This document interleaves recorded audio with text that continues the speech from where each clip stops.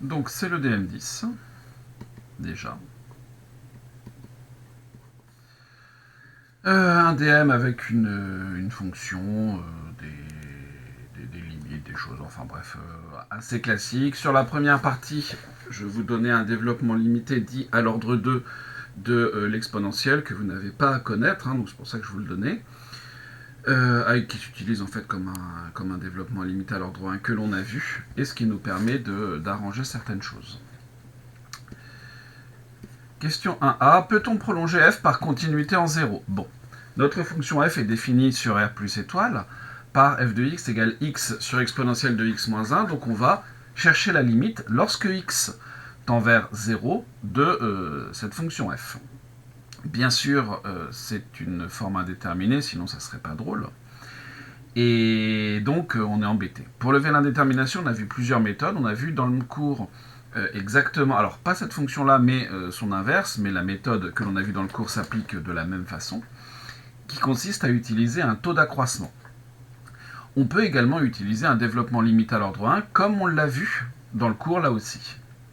Donc si je me donne x dans r plus étoile, eh bien je peux dire qu'il existe une certaine fonction epsilon,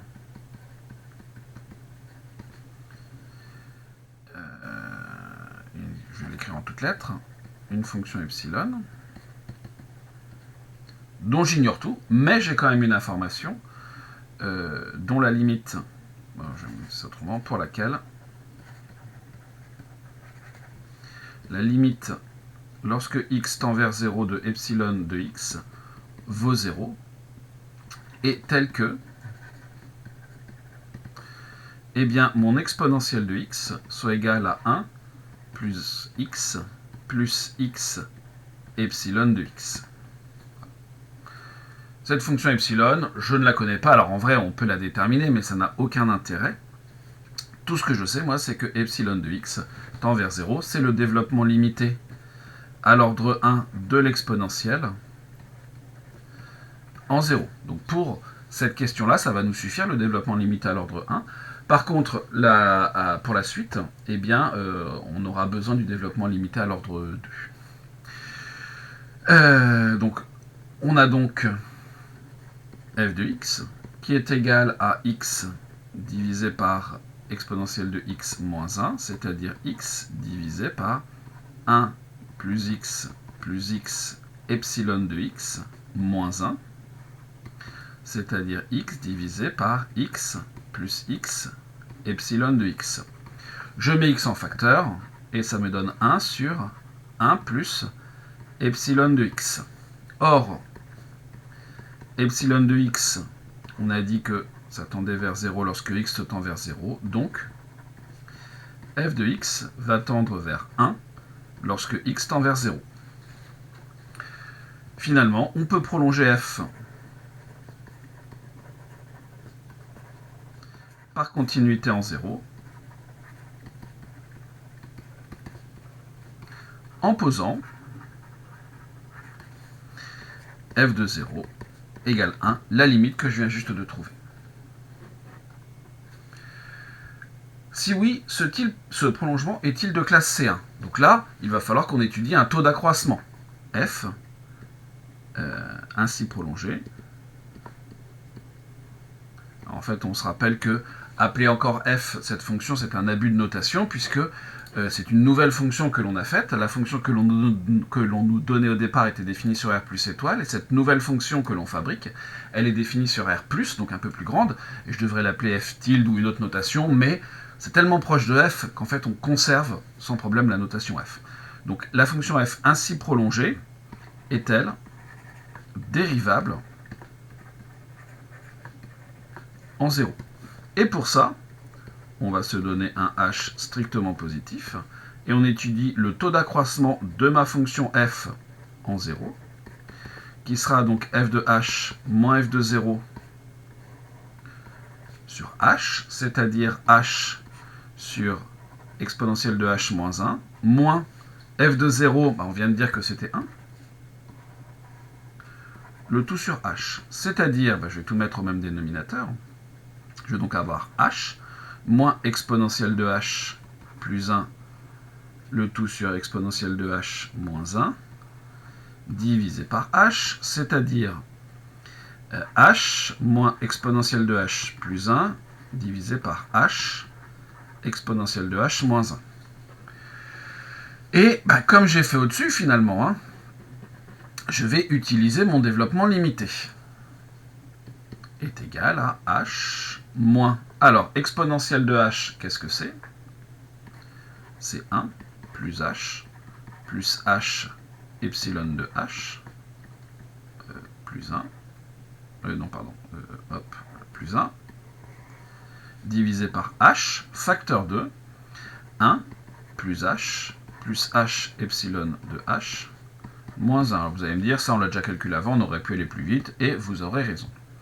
Donc au numérateur, je vais avoir h moins 1 moins h moins h epsilon de h plus 1 sur h, facteur de, il va me rester là-dedans h, plus h epsilon de h. Et c'est tout. Là, qu'est-ce qu'il me reste? H, ça s'en va. 1, ça s'en va. Hop, il me reste moins h epsilon de h. Le h se simplifie avec celui-là, donc il me reste au numérateur epsilon de h divisé par h, que là aussi je peux remettre en facteur, facteur de 1 plus epsilon de h. Et c'est là qu'on se rend compte que on est embêté, parce que le epsilon de h tend vers 0, ce qui n'est pas un problème en soi s'il n'y a que le numérateur, mais le dénominateur h tend vers 0, 1 plus epsilon de h tend vers 1, donc je me retrouve avec une fi du type 0 sur 0. Donc je ne sais pas conclure avec cette méthode à la dérivabilité ou non en 0. Donc autre méthode, qu'est-ce que l'on va faire? Je vais utiliser ce qu'on me donne dans l'énoncé. Hop, je vais marquer ça comme ça, voie sans issue.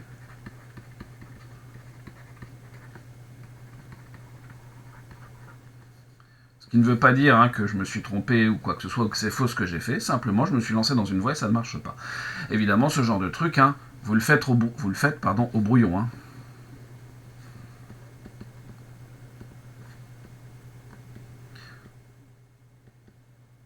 Je le note là parce que je sais que certains d'entre vous lisent juste le corrigé, ne regardent pas la vidéo qui est avec, donc n'auront pas les explications.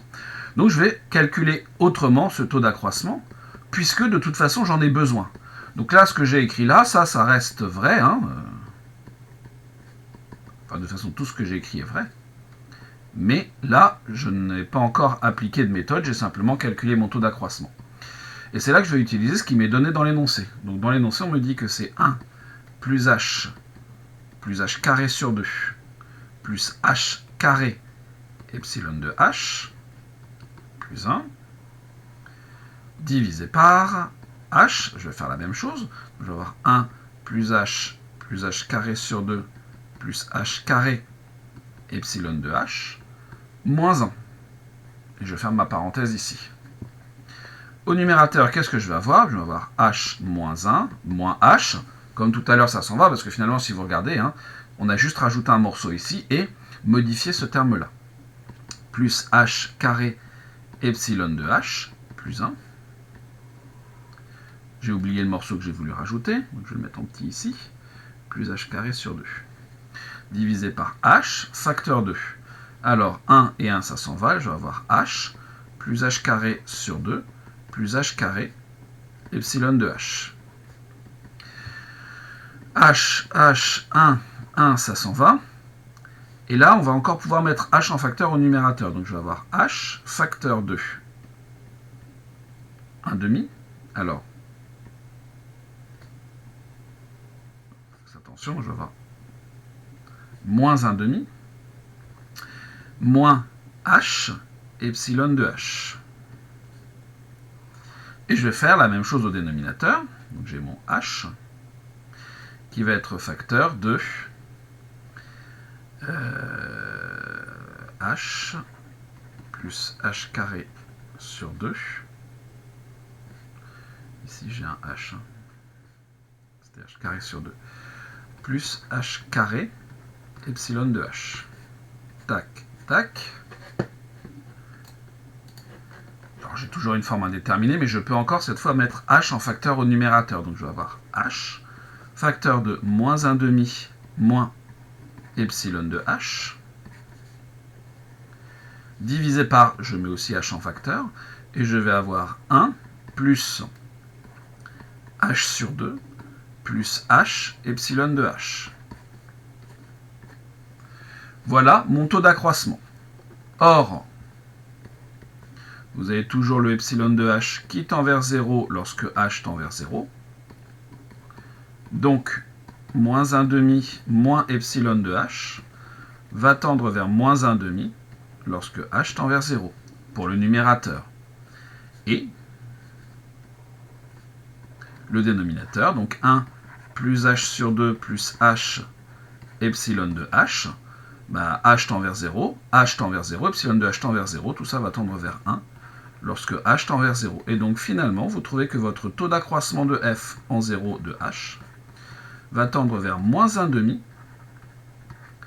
lorsque h tend vers 0. Donc on en déduit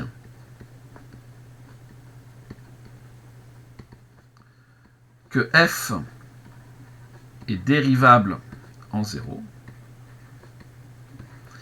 et f' de 0 est égal à la limite que j'ai trouvée, c'est-à-dire moins 1/2.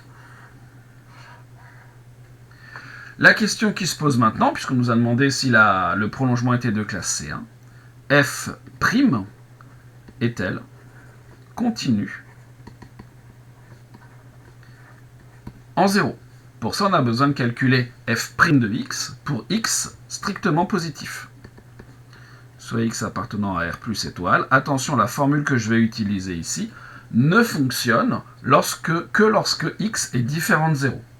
Donc f' de x, ça sera dérivée du numérateur multiplié par le dénominateur, moins dérivée du dénominateur multiplié par le numérateur, divisé par le dénominateur au carré. C'est-à-dire que l'on va avoir exponentielle de x moins x exponentielle de x plus 1, pardon, pas plus 1, mais moins 1, divisé par exponentielle de x moins 1 au carré. On peut essayer de chercher la limite lorsque x tend vers 0. L'exponentielle va tendre vers 1. Moins 0, moins 1, le numérateur tend vers 0, le dénominateur tend vers 0. Si on y va directement comme ça, c'est une forme indéterminée. Évidemment, je vais utiliser un développement limité. Si j'utilise le développement illimité à l'ordre 1, peut-être que ça fonctionnera, peut-être que ça ne fonctionnera pas. Je vais directement utiliser celui à l'ordre 2 qu'on me donne dans l'énoncé. Donc je vais avoir 1 plus x carré sur 2 plus x carré epsilon de x moins x facteur de la même chose. Donc remarquez qu'on aurait pu directement multiplier tout ça par x moins 1.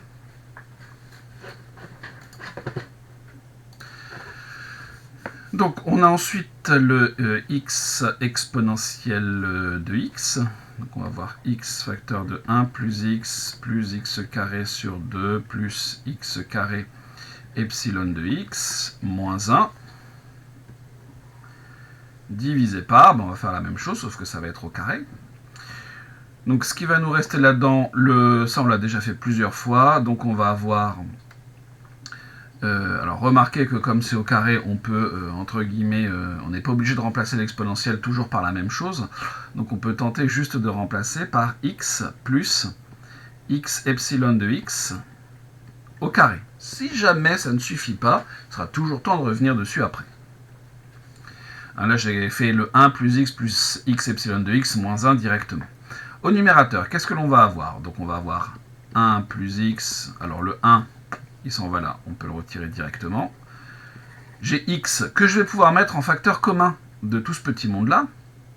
Donc je vais avoir x facteur de 1 plus x sur 2 plus x epsilon de x moins 1 moins x moins x carré sur 2, moins x carré epsilon de x. Pour plus de cohérence, je ferme avec un crochet. Là aussi, je vais mettre x en facteur, sauf que si je mets x en facteur, c'est un x carré qui va sortir. Facteur de 1 plus epsilon de x au carré. Tac, il nous reste un x. Et au numérateur, là, vous voyez que 1 moins 1, ça s'en va. Et je peux encore sortir un x. Alors, on va avoir x facteur 2. X sur 2 moins x. Alors, x sur 2 moins x, ça va me faire moins x sur 2. Mais comme j'ai mis un x, ici, je vais avoir moins 1 demi. Ensuite, les epsilon de x, j'en ai un ici, moins x. Donc ici, je vais avoir 1 moins x. J'oublie un morceau. Ici, j'ai quand même mon moins x sur 2, après avoir mis le x en facteur. Plus 1 moins x, epsilon de x. Le tout divisé par 1 plus epsilon de x au carré, avec mon x qui était devant, ça s'en va. Et maintenant, au miracle, je n'ai plus de forme indéterminée. Si on regarde bien, x va tendre vers 0. Donc epsilon de x tend vers 0. Donc, deux choses. Moins 1 demi va tendre vers moins 1 demi. Moins x sur 2 tend vers 0. 1 moins x tend vers 1. Epsilon de x tend vers 0. Donc tout ça va tendre vers moins 1 demi lorsque x tend vers 0. Ensuite, vous allez avoir 1 qui tend vers 1, plus epsilon de x qui tend vers 0. Quelque chose qui tend vers 1 au carré, eh bien, va tendre vers 1 lorsque x tend vers 0. Et donc finalement, f' de x tend vers moins 1 demi lorsque x tend vers 0. Et ce moins 1 demi, c'est exactement égal à f' de 0. Donc f' est continu en 0.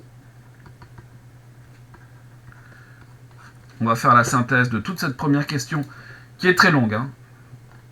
Les autres ensuite sont un petit peu plus rapides. Finalement, f prolongé, f ainsi prolongé, et continu en 0. Continue sur R plus étoile en tant que quotient de telle fonction, avec le dénominateur qui ne s'annule pas. Dérivable en 0.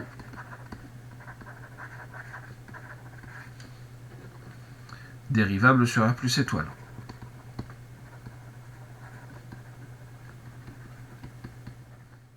En tant que quotient de telle fonction. F' est continu en 0.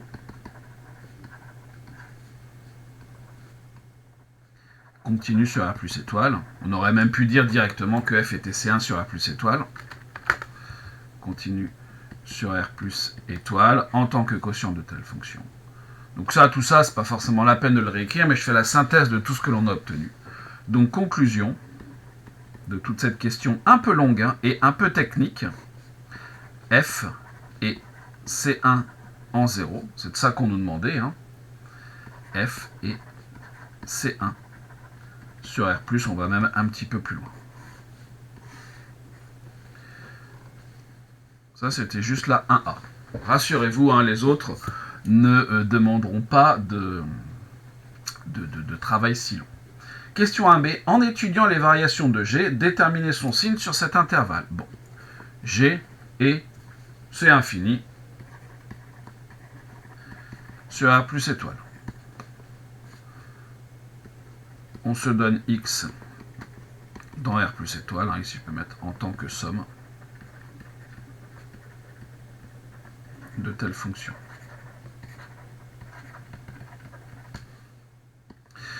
G' de x, qu'est-ce que c'est que G' de x? Alors, attention, le x exponentielle de x est un produit.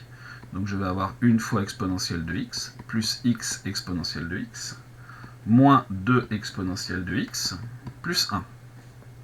C'est-à-dire, j'ai x moins 1 facteur de exponentielle de x, plus 1. Et je dois regarder ce qui se passe, donc, moi, sur R plus étoile. Donc là, en fait, on est embêté. On est embêté parce que exponentielle est positif, pas de problème. Alors si x est plus grand que 1, x moins 1 est positif, ça ne nous pose pas de souci. Si x est plus petit que 1, c'est plus embêtant. Donc ce que l'on peut faire, c'est dériver g une seconde fois en espérant que ça nous apporte quelque chose d'un petit peu mieux. Donc la dérivée ici, on va avoir 1 fois exponentielle de x plus x moins 1 exponentielle de x. Le 1 a comme dérivée 0, hop, ça s'en va, pas de problème. Et donc, qu'est-ce que l'on va avoir? On va avoir simplement x exponentielle de x, qui est positif, même strictement en fait, hein. J'avais raison de vouloir mettre ça, sur R plus étoile. D'où, hop, x, 0 plus l'infini, on a notre signe de g seconde de x, hop, qui est toujours positif. Alors ici, il vaut 0, mais ça n'a pas d'importance. Ce qui va nous donner les variations de g'. Donc g' est une fonction croissante sur R+. Il n'y a qu'à calculer ce qui se passe en 0. Alors, on nous a dit sur R plus étoile, donc on va chercher la limite plutôt. Lorsque x tend vers 0, alors ici, hop, double barre. Lorsque x tend vers 0 de g' de x.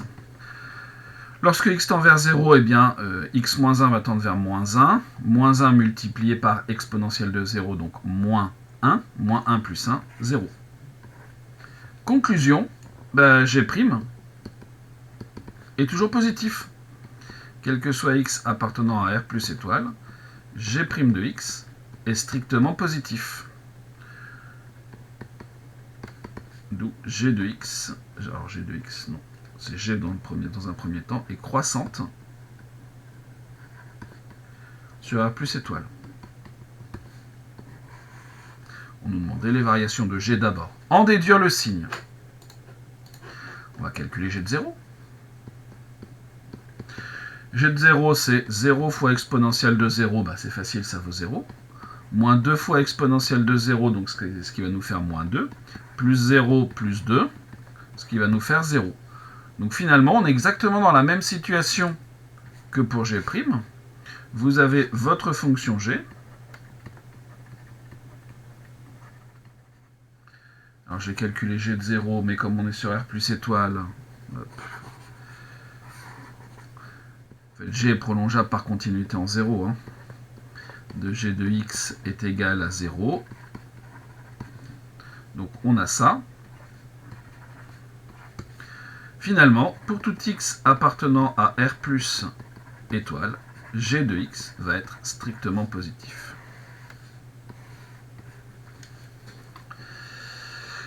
Voilà pour la question B. Question C. En calculant f seconde, déterminez les variations de f sur R plus étoile. On en dressera le tableau complet. Très bien. Donc soit x appartenant à R plus étoile. On a déjà dit que la fonction était C1. Hein. F' de x, on l'a calculé précédemment. On a trouvé cette chose-là. Donc x moins x exponentielle de x moins 1. Donc x moins... C'était x ou x exponentielle de x? J'ai un petit doute. X exponentielle de x. Moins x exponentielle de x moins 1. Le tout sur exponentielle de x moins 1 au carré. C'est-à-dire qu'on a ça, hein, on va laisser ça comme ça. F' est dérivable sur R plus étoile. Comme je l'ai dit tout à l'heure, je ne l'ai pas noté, mais je l'ai dit, en fait, f et c'est infini, hein, donc c'est 2. f seconde de x, ça va être quoi? Ma dérivée du numérateur. Donc je vais avoir exponentielle de x moins une fois exponentielle de x plus x exponentielle de x, facteur de exponentielle de x moins 1 au carré, moins le numérateur exponentielle de x moins x exponentielle de x moins 1, multiplié par la dérivée du dénominateur, donc 2 fois u' fois u, divisé par mon dénominateur au carré. Et évidemment, je peux tout simplifier par exponentielle de x moins 1 une fois, tac, et donc ici on va passer à la puissance 3, ce qui me simplifie un petit peu les choses. Là-dedans, je vais donc avoir x exponentielle x, facteur de exponentielle de x moins 1, moins 2 exponentielle de x, que je pourrais mettre en facteur, facteur de exponentielle de x moins x exponentielle de x moins 1, le tout sur exponentielle de x moins 1 puissance 3. Je mets exponentielle de x sur exponentielle de x moins 1 au cube en facteur. Là-dedans, je vais donc avoir x exponentielle de x moins x moins 2 exponentielle x moins plus 2x exponentielle de x plus 2. C'est ça.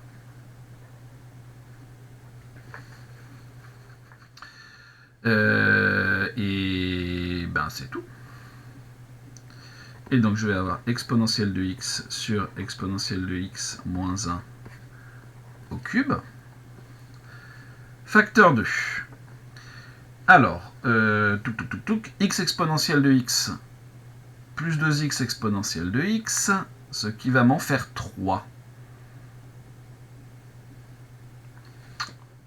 C'est embêtant. C'est embêtant, je ne devrais en avoir qu'une seule.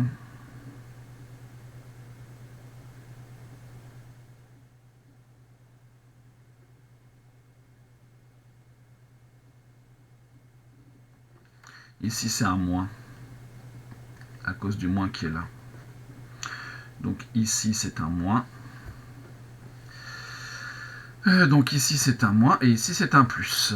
C'est beaucoup mieux comme ça. Donc je vais avoir x exponentielle de x moins 2 exponentielle de x plus 2. Et je reconnais j'ai 2x en fait. Exponentielle de x divisé par exponentielle de x moins 1 au cube multiplié par g de x.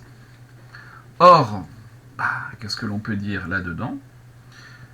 G de x est positif, on l'a vu au-dessus. Exponentielle de x est positif. Exponentielle de x va valoir au minimum 1 sur 0 plus l'infini. Moins 1, ça sera positif. Au cube, ça sera positif. D'où, pour tout x appartenant à R plus étoile, f seconde de x est positif. Je vais calculer f' de 0. Mais f' de 0, là je le connais. C'est moins 1 demi, qui est négatif. Et donc, je connais mes variations de f'. F' elle va être croissante, de moins 1 demi, jusqu'à quelque chose qui va être à voir. Si je regarde cette chose-là, il faut que j'en déduise le signe. Or, pour tout x appartenant à R plus étoile, vous avez f' de x, qui est égal à exponentielle de x, moins x exponentielle de x. C'était plus ou c'était moins 1 ? Moins 1 divisé par exponentielle de x moins 1 au carré. Et cette chose-là, il faudrait en connaître le signe. Est-ce que ça peut être égal à 0 ? Ça me paraît difficile. Qu'est-ce que vous avez là-dedans? On peut mettre l'exponentielle en facteur d'une partie. Ça va être facteur de 1 moins x.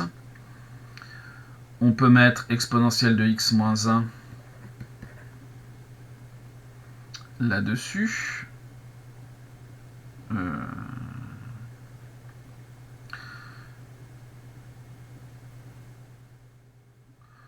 a plutôt intérêt, je pense, à regarder ce qui se passe lorsque x tend vers plus l'infini. Donc, évidemment, ici, j'ai un infini moins infini. Je vais mettre l'exponentielle de x en facteur de 1 moins x.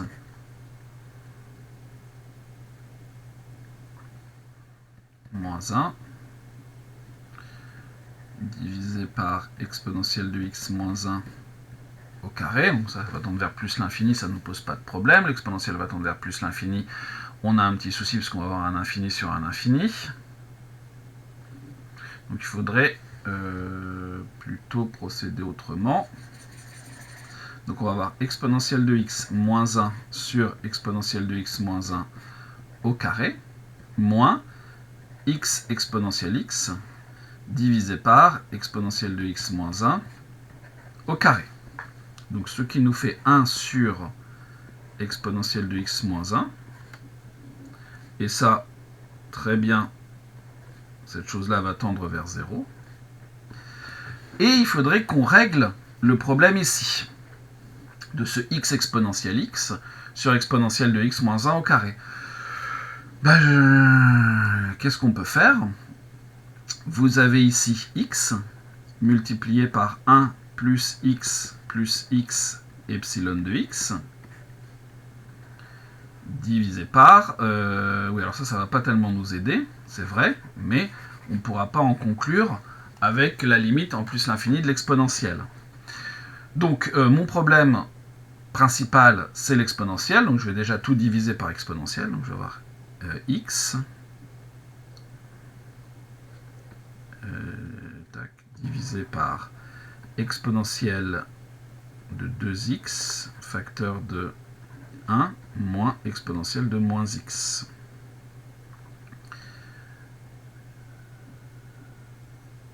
Au carré. J'ai oublié mon exponentielle ici.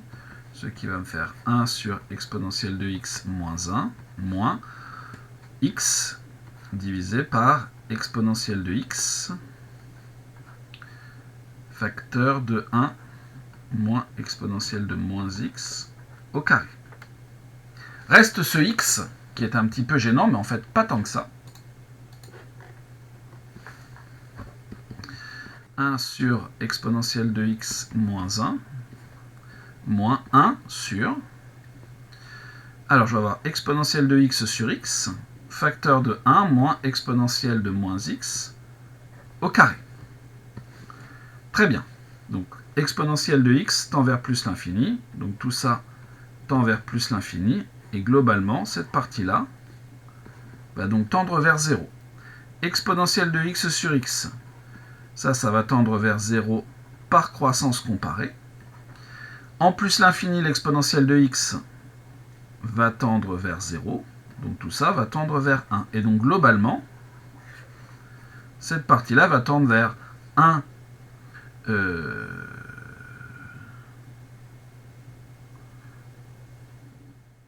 sur 0. Exponentielle de x sur x tend pas vers 0 en plus l'infini. Tend vers plus l'infini, c'est l'exponentielle qui l'emporte. Donc ça va tendre vers 0 aussi. Donc finalement, la limite, c'est 0. Ce qui cadre beaucoup plus avec ce que je voulais dire. Finalement, qu'est-ce que l'on a? Vous avez votre x, 0 plus l'infini. Vous avez les variations de f'. On a dit que f' était une fonction croissante. Et voilà les limites qu'on a trouvées. Donc finalement, pour tout x appartenant à R plus étoile, f' de x est négatif. Donc la fonction f est décroissante.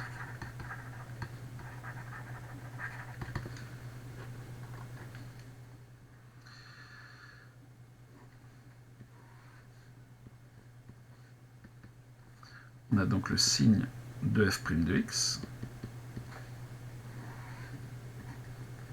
les variations de f. En 0, on avait trouvé... qu'est-ce qu'on avait trouvé en 0? On peut prolonger en posant f de 0 égale 1.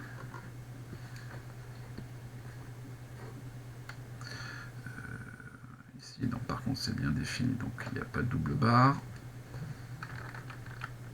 Voilà. Il reste à chercher la limite. Lorsque x tend vers plus l'infini de f de x, c'est donc la limite, lorsque x tend vers plus l'infini, de, j'ai x au numérateur, donc je vais tout diviser par x, donc de 1 sur exponentielle de x sur x moins 1, et comme on a vu tout à l'heure, hein, cette chose-là tend vers plus l'infini, donc la limite va valoir 0. Question D. En utilisant la fonction linspace du module numpy, donc qui prend en entrée un flottant, hein, on vous dit tout, hein, écrire une fonction courbe qui prend en entrée deux flottants S et F, un entier P, et dessine le graphe de la fonction F sur l'intervalle SF en utilisant n points. Donc déjà ici, moi je ne vais pas m'enquiquiner, je vais prendre tout le module numpy, from numpy import étoile, ensuite je vais avoir un def courbe, qui doit prendre en entrée deux flottants S et F. Alors, c'est vrai qu'il y a S et F, et la fonction F, c'est pas super bien choisi. Un entier P. Ensuite, je dois dessiner une courbe. Donc, je vais d'abord choisir mes abscisses, qui sera un linspace. Donc, qui prend en entrée numpy, un flottant S, un flottant F, un entier N qui ici sera P. Voilà. Ensuite, mon Y, ça sera quoi? Eh bien, ça sera les X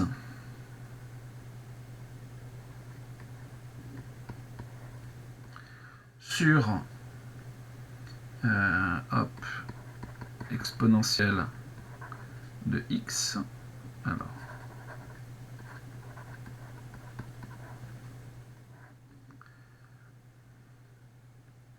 on peut même faire ça beaucoup plus simplement. Dire les A sur exponentielle de A moins 1 for A in X. Ensuite, je n'ai plus qu'à dessiner ma courbe. PLT, alors, je vais utiliser PLT, donc ici je vais avoir un from numpy, alors, import numpy.pyplot as PLT. Et donc je vais avoir un plt.plot de x et de y et un plt point chaud. Et donc normalement j'aurai ce qu'il faudra qu'il se dessine. Voilà pour la première question qui était très longue. La deuxième par contre c'est très très rapide. Question de A. Résoudre l'équation f de x égale x. C'est exactement comme il y avait dans le DS. Sauf que c'est avec l'exponentielle au lieu d'être avec le logarithme. On est ici sur R plus étoile, donc ça, soit j'ai x égale 0, ou alors 1 sur exponentielle de x moins 1 est égal à 1, c'est-à-dire que x est égal à 0, ou alors exponentielle de x moins 1 est égal à 1, c'est-à-dire que x est égal à 0, ou alors exponentielle de x égale 2, x égale 0, ou exponentielle de x égale 2, donc x est égal à ln de 2. Donc il y a deux solutions possibles.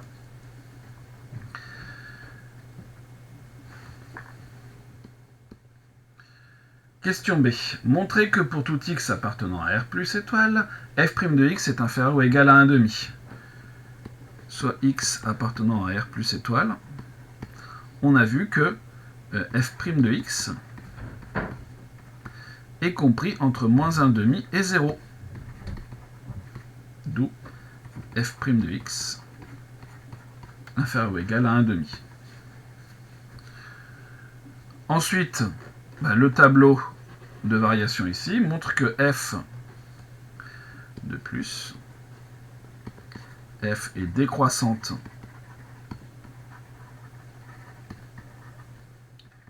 sur R+, et pour tout x appartenant à R+,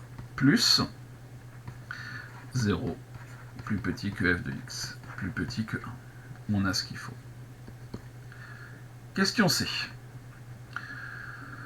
Montrer que pour tout n, un moins ln de 2 est inférieur à 1,5 à la puissance n multiplié par ln de 2. En déduire que machin. Pour démontrer ça, il va falloir utiliser l'inégalité des accroissements finis. Et commençons par montrer donc qu'on reste dans l'intervalle 0,1. Hein, c'est ce qu'on nous dit ici finalement, c'est ce dont on a besoin. Soit x appartenant à 0,1.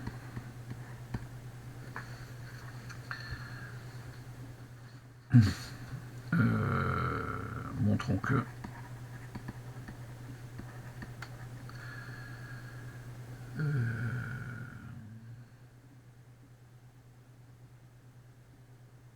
en fait on n'en a même pas besoin. C'est une récurrence toute simple. Hein. On va se donner soit n appartenant à n, f est de classe C1 sur R+, d'où un plus 1, f de un,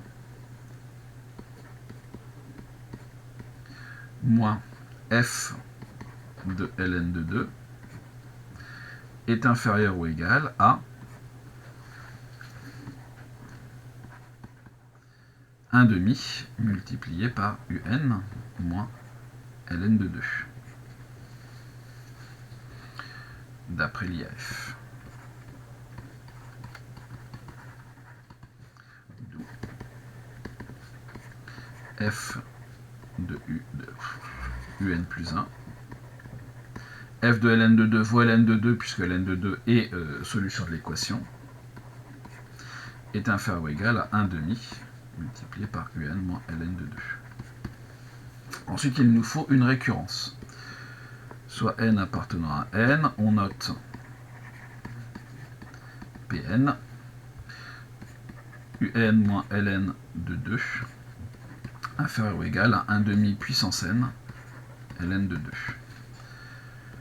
2. Donc valeur absolue de u0 moins ln de 2, c'est valeur absolue de ln de 2, c'est donc ln de 2, puisque 2 est plus grand que 1, donc ln de 2 est positif, c'est donc plus petit que 1,5 à la puissance 0 qui vaut 1, ln de 2, donc P0 est vrai. Ensuite, on se donne un entier n appartenant à n tel que Pn est vrai.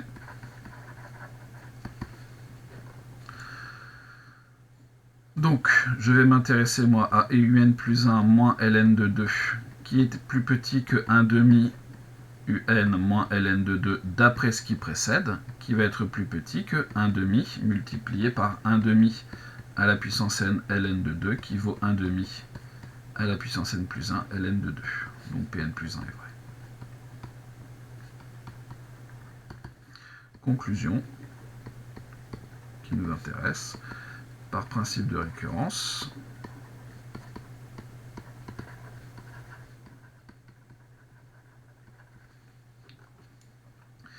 pour tout n appartenant à n, eh bien vous avez un moins ln de 2 qui est inférieur ou égal à 1,5 à la puissance n ln de 2. La première partie de la question est terminée. Ensuite, or 2 est plus petit que e, donc ln de 2 est plus petit que ln de e, qui vaut 1. D'où, pour tout n appartenant à n, un moins ln de 2 est inférieur ou égal à 1,5 à la puissance n.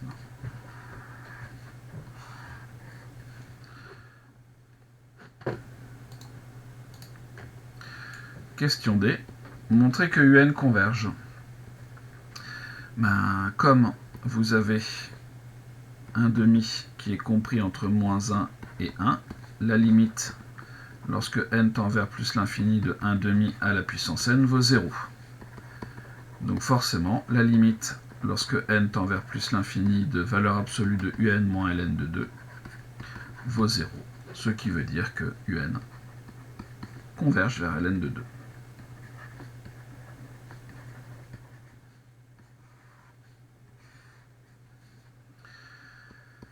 Question E, écrire une fonction approx en Python qui prend en entrée un flottant P et renvoie la valeur approchée de A, la valeur approchée A de la limite L de la suite UN, c'est pour pas vous dire ln de 2, tel que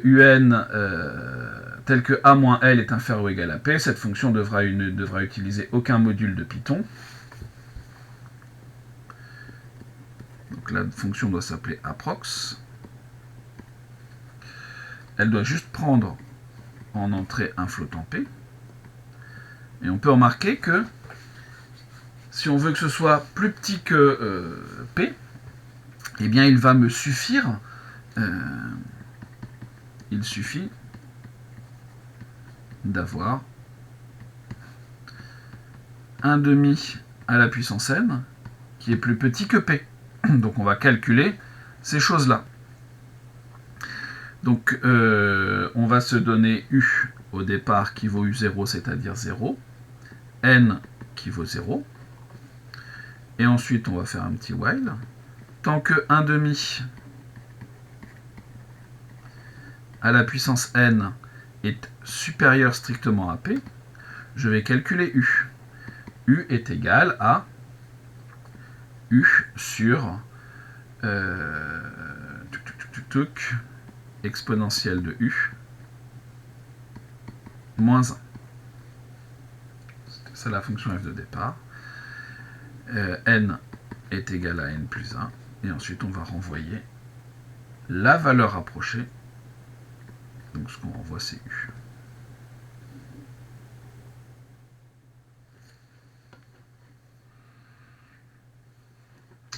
Voilà pour ce travail. Un peu long. Et avec des questions longues. Du calcul, des choses pas très compliquées, mais en fait, dans la première partie, on mettait tout en place, et la deuxième, elle va très vite.